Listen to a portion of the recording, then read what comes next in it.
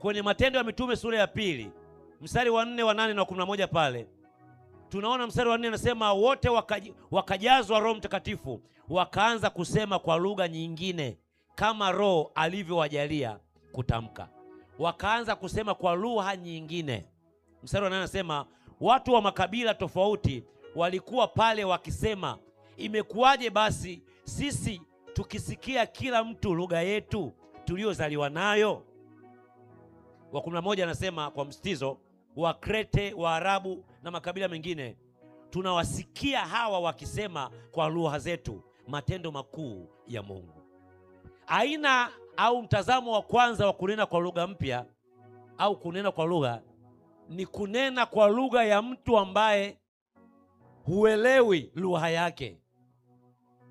Yaani huko hapa kuna watu ambao hawajui Kiswahili wala hawajui Kiingereza wala hawajui lugha ya baba yako wala mama yako. Wakati unawaombea au wakati umejazwa Roho wa Mungu unaomba, Mungu anakupa lugha ya hao watu husika.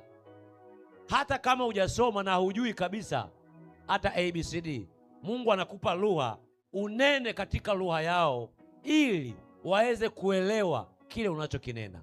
Hiyo ndio mtazamo wa kwanza wa kunena katika lugha mpya.